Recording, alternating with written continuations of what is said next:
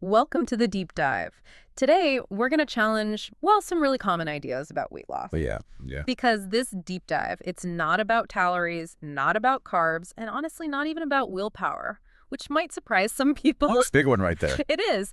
Instead, we're looking at things from a really different angle. We've got some fascinating source material notes from meetings with a guy named Dan Hollis, bits from his semaglutide manifesto, he calls it, Interesting term. and also some really personal reflections from people about what they learned from him. So our mission here is to get past the surface stuff, and try to understand what's really going on with weight, hunger, and these newer medications like semaglutide. We want to ask, what if you weren't broken, just confused? That's powerful. That feels like the headline we all missed. It really does. And Dan Hollis, he really seems to cut through a lot of that usual noise. His main idea, it sounds simple, but it's actually quite deep. Semaglutide, he says, it gives you silence. Silence. Okay, unpack that a bit. What does he mean by silent? It's not just like not feeling hungry. No, it's more than that. He describes it as this moment where, quote, food stops talking. Wow. Food stops talking. Yeah, and he notes that for some people, that feeling, it's the first honest moment they've had in 20 years. Think about that. 20 years. That's incredible. So food stopping talking, how is that different, practically speaking, from just having less appetite? Well, Hollis frames it as much more profound. It's not just physiological lack of hunger. It's a cognitive and emotional shift. Huh. See, for so many, food isn't just fuel. It's constant background noise. Yeah, cravings, rules, guilt. Exactly. A Yeah. whole cacophony in your head. Fair. So when that stops talking, all that mental energy, that bandwidth, is suddenly free. Okay, I see. And that silence, he says, gives you truth. Because without the usual food noise covering things up, you start to see the underlying stuff, the emotional triggers, the behavioral habits. The things you're maybe using food to avoid dealing with. Precisely.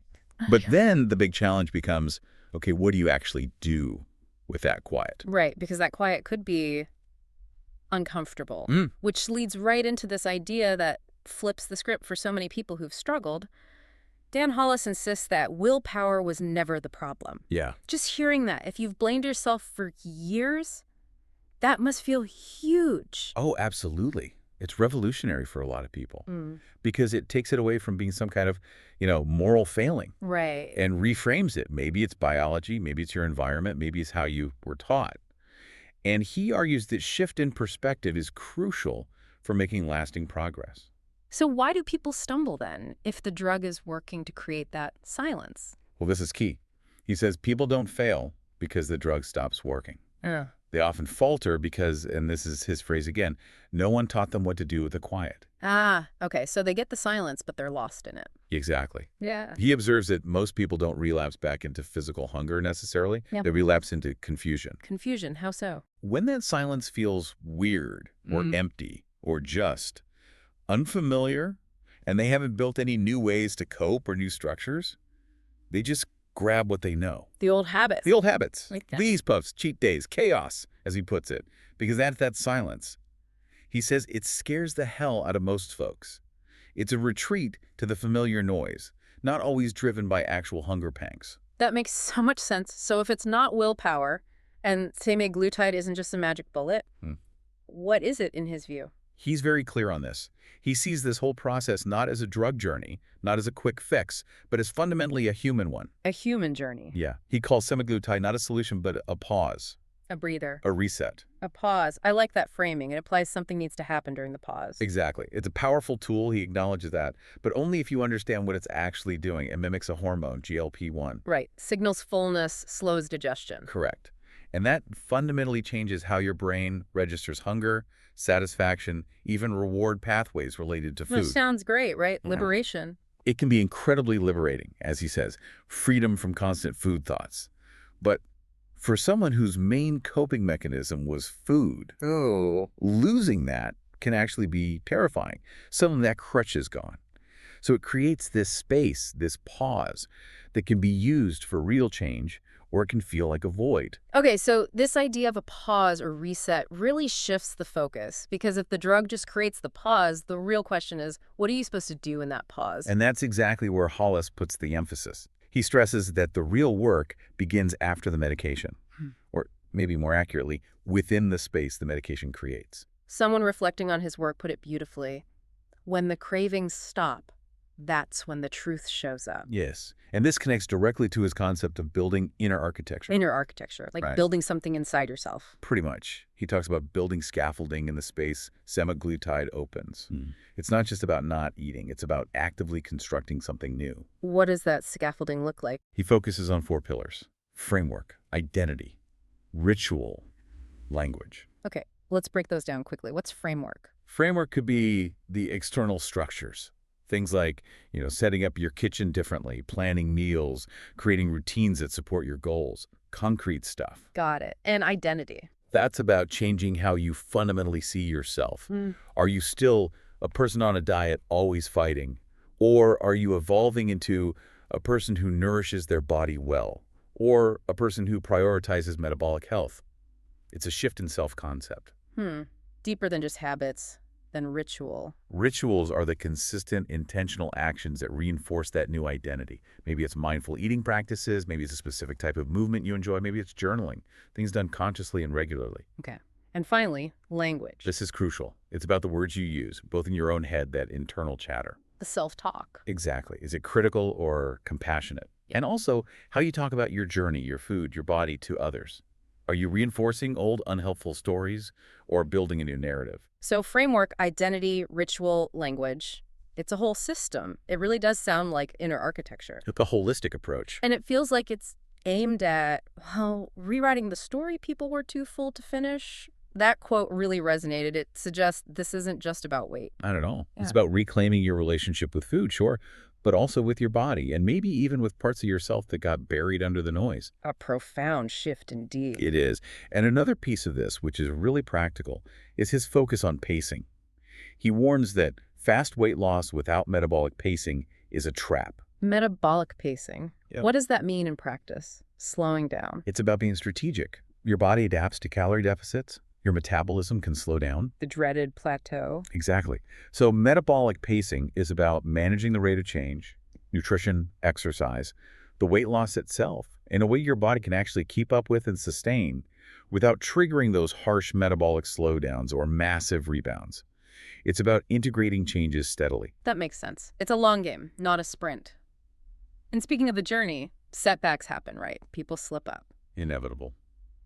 But Hollis has a different take on them. He doesn't see them as failures. He calls them predictable, not shameful. Yeah, that reframing is huge. He says they're just signals you're human, moments for your body and brain to kind of catch up and recalibrate, not a reason to just throw in the towel. And related to that is how he addresses old cravings when they pop up again, which they sometimes do. Yeah, what's his take there? Is it the drug failing? No.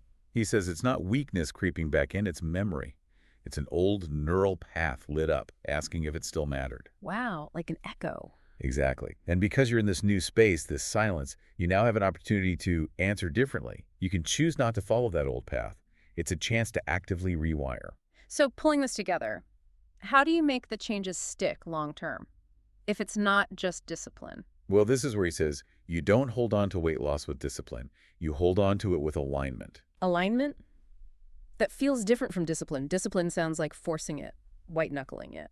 That's exactly his point. He sees discipline often as that constant struggle, that battle against yourself. Alignment is different. It's when your internal world, your beliefs, your identity matches your external actions and your environment. So it feels natural, effortless almost. More effortless, yes. Because you're not fighting yourself anymore. You're just living in a way that feels congruent with who you are now or who you are becoming. The effort shifts from constant willpower to simply being consistent with your aligned self. But he has a crucial caveat. Which is? Your body might change relatively quickly on these medications, but your identity takes time to catch up. So the physical changes might outpace the mental and emotional ones? That's often where the real work lies, bridging that gap. That's the sustainable part. And this really seems to tie into his whole philosophy, the emotional core of his approach. It does. It's summed up beautifully in his statement. There is no shame here, only process. No shame, only process.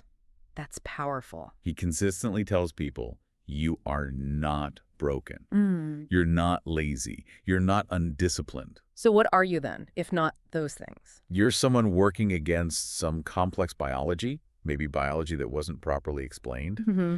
and often operating within a culture that, let's be honest, kind of profits from keeping people confused about food and body image. It's about understanding the bigger picture, not blaming yourself. It definitely comes across in the source material that his approach is really a conversation, not a prescription. Absolutely. That it's not just writing a script and sending you off. He's offering, it sounds like, a map, maybe a guide. And a community, often. People who understand that silence you're navigating. Right. So ultimately, the goal isn't really about starting over again, wiping the slate clean after feeling like you failed before. No, it's framed more as starting right. Starting right, meaning... Meaning starting with tools, like semaglutide potentially, that actually work with how your body and brain operate, understanding what they do.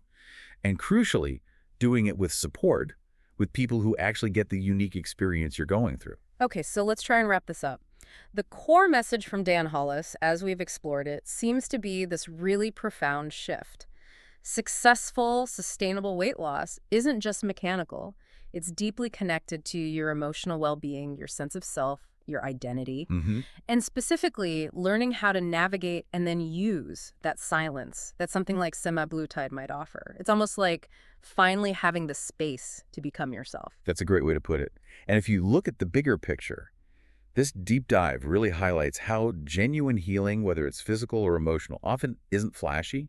It's quiet. Quiet, yeah. It's intentional. It's the slow layering of new choices, new thoughts, and new systems. It's methodical. It respects the complexity. It doesn't look for the quick, superficial fix. So a final thought perhaps for everyone listening. If you found that silence, what might it reveal in your own life if you were really ready to listen to it? And maybe building on that. If the struggle with weight was never really about the food itself, then what other important truths might be waiting for you just beneath the surface in the quiet moments of your own life?